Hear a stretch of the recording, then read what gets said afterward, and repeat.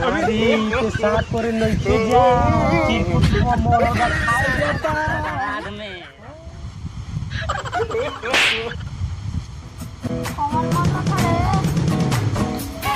पर कोई ना मरला घर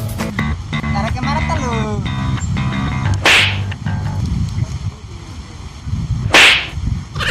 कौन मारत है ढेर बोल बड़ा त हमरा के मारत रहे लोग के मारे ना देखलिए ना ते तो मरली ए झगड़ा लड़ाई बच्चो हमनी के मारते छो हम मारनी चल अपन काम कर ढेर मारत है फिर हम कहां मरनी हो के मरलो हो ए हाला कर बस डिस्टर्ब होता पर हमें चला चला अपन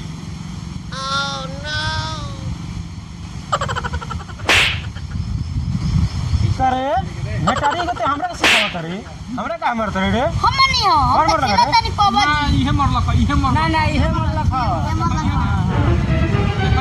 काहे हल्ला केले बरन माने पढ़ेल बोले कि मारे झगड़ा करेल बरन पवन दिन मारत है हमरा के मारत है चुराई लाई दिए करे चुराई लावतिया लॉकडाउन में बैठ तोहनिए के खाली मारत दिया हमरा के मारते नहीं थे मास्टर साहब ना आइले रे मास्टर साहब के टाइम हो गल भाई मैडम आके घेरा में होइल देखिए लो बड़ा खुश होके आई गुड नाइट सर गुड नाइट सर गुड नाइट सर आइल बनी सर जी उधर तू लोग को खड़ा होने के सिखले बनी गुड नाइट सर तोरा बुझात नहीं है गुड नाइट कहा जाला कि गुड मॉर्निंग कहा जाला रे सर लॉकडाउन में भोर पकड़ और बैठो ए हम आवत नहीं तूने बड़ा हल्ला गुला सुनाई देतला तोरी क्या करतला रे याद करत रहनी है सब अच्छा याद करतला हलो याद बा ना सब कोई के हां ठीक बा पता बानू का याद ले रहनी करे के जी सर जी आज का पढ़े के बा इंग्लिश क्या पढ़ेगा बा अंग्रेजी तोरा इंग्लिश कहीं नहीं खाबो आवता क्या कहबे हां ए खड़ा हम सर जी हां खड़ा ओए खड़ा होकर सर जी खड़ा हो गई ए सर जी हमारा तो मत पूछी हमरा कुछ आवेला ना तोरा बताएगा बा अभी हम पूछता नहीं एगो सवाल मान ले एगो लड़की जाई रोड पे जातिया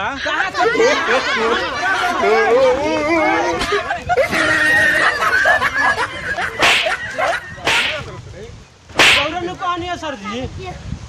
फॉर्मूला बताओ तानी रे अच्छा कोनो लड़की जातिया तो क्या बोलेबे इंग्लिश में जातिया ओकरा के बोलावे के बा हां पिचकुरी हां क्या बोलेबे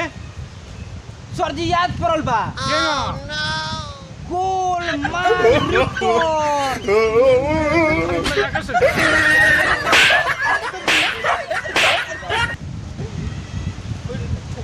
गोलमाल रिटर्न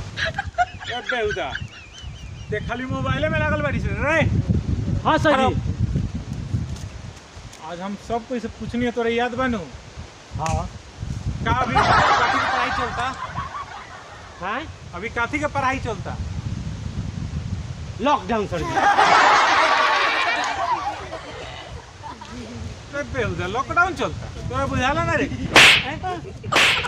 इंग्लिश के पढ़ाई चलता इंग्लिश की पढ़ाई चलता लॉकडाउन बैठ खड़ा होगा अकाल तू काहे ना आई रहा हो स्कूल बढ़िया का करे काम रहे कुछ रे घंचोटुआ खड़ा हो ते काहे ना आई रही साइकिल से बैठा के लेके करनी केकरा के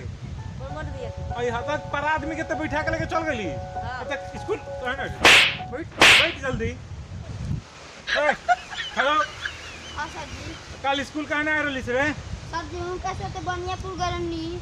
तू पारा रहला हनु तो हाँ। हम खेल के ले जातली हां तूने के दोनों गोरा उनकरे में लग गेलो सो हां क्लास छोड़ के उनकरे खड़ा होकर बाबू खड़ा होकर ना को बीते सुनैलो ना परे सुनैलो कौन जवाबे देला बारे में अभी बैठले एगो सपना देख लेनी है। सपना देख ले हाँ का सुने सुनावा रउआ नु रसगुल्ला के कढ़ाई में गिर गरनी हो। रसगुल्ला के कढ़ाई में हाँ हम मालूम है कहाँ हाँ पैखाना के टोंकी में। बाद में मालूम है का हम रउआ के चाटत रहनी हो। हाँ रउआ हमारा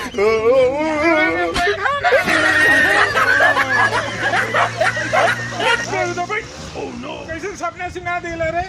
ये सर जी हमरा पेशाब लागल बा तनी यहीं पेशाब को के एक नंबर। पेशाब भोरई नु करली है रे ना सर जी अरे पेशाब करे नइखे जा मोरल बा खाई देता बाद में ए ए सर जी हां यहीं चुप ए का बुदुर करता रे सर खड़ा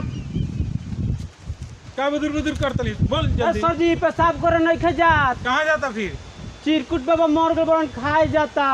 चिरकुट बाबा मर गए हाँ श्राद्ध करे हाँ खाई जाता हाँ ए सर जी जाए दी सर जी हमू जाए। सर जी सब कोई के छुट्टी कर दी जल्दी चिरकुट बाबा मर गेल बरन कहले बरन किया के खा जियो सो हमरे से कहलन चिरकुट बाबा मरे से पहले।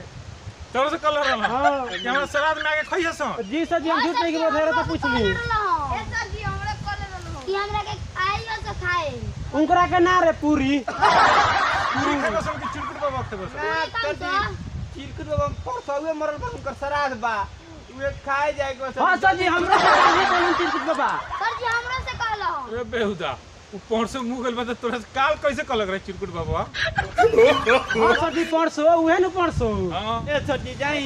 सर जी हमू जाए। ए सर जी हमू जाए ए सुन लो सर जी गाना। जाए दी लॉकडाउन में पूरी सब्जी खाए के नहीं खे मिलत। चिरकुट बाबा मर गइलन हाँ सर जी कैसे मर गइलन रे अरे सर जी मत पूछी हाँ। उनकरा पैरालाइटिस मार ले अच्छा ना एगो फूल गो रहे पेट एगो पेट फूल रहे। एक पेट फुला हाँ सर जी ये बेहुदा पेट ठीक होला कि ए सर जी रौरे कहले बानी कि एगो खाए वाला होला एगो में अनाज रहला एगो में पानी। मर गइलन चिरकुट बाबा हां का कहे सर जी बड़ा अफसोस काहे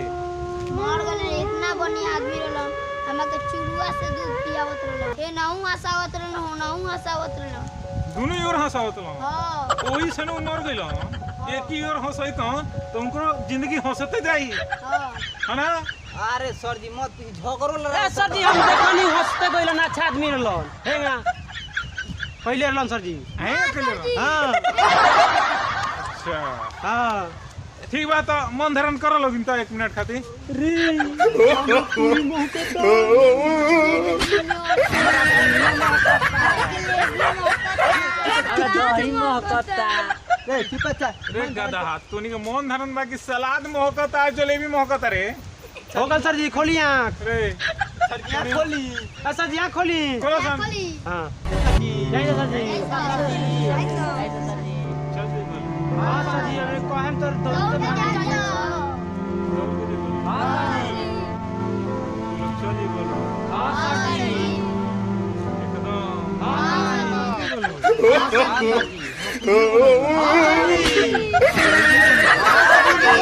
एकदम जो मिली